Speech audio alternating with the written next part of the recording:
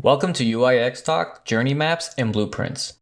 In this episode, we'll be mapping our user journey to help identify potential pain points, roadblocks, enhancements, and general understanding of the user flow. When creating user maps, I personally like them to resemble a tech diagram appearance. I found that this approach works best when communicating with internal and external stakeholders.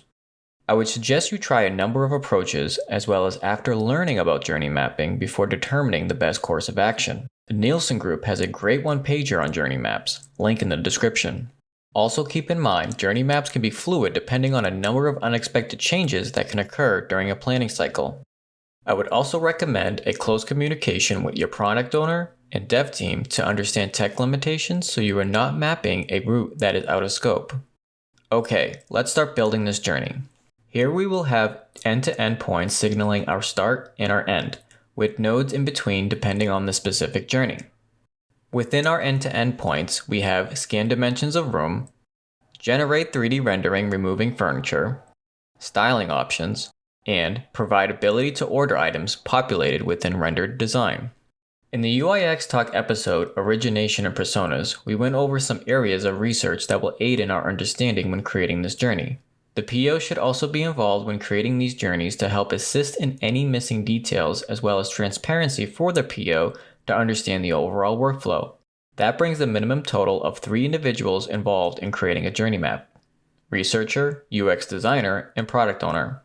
I would also recommend that you share the progress of this mapping with the rest of the design team during any stand-ups or sync meetings.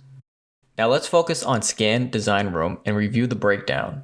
Here we have Activating Room Scanner, How-To Mini Tutorial, Capture Scanning of Room, and Render Loader Spinner.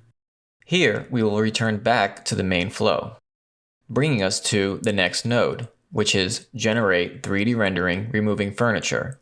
The breakdown being Toggle Individual Furniture, Display Show, Options for Display, Auto, Manual, and Templates, Individual Select Item, Individual Item Select and Put Furniture, and Display Furniture. From here, we return back to the main flow.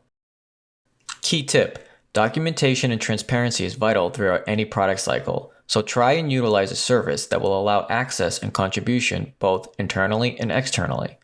Figma is one of those great services. Another great service is Miro, link in the description. Now let's look at the styling options. The breakdown being Present Selection Options, Color Changes, Style Changes, and Options to adjust price range. From here, returning back to the main flow.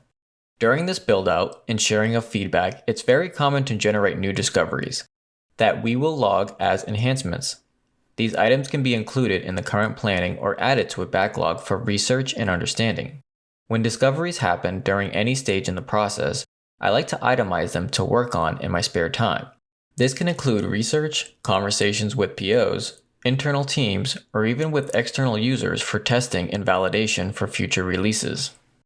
Here we have identified 2 potential enhancements: community trade sell on local, upcycle versus new, and have community members design your room. Because these 2 items fall under the enhancement category, we will move them into the next milestone 2, otherwise known as M2. Key tip: I guarantee you that ideas will never fall short and keep you busy in many areas.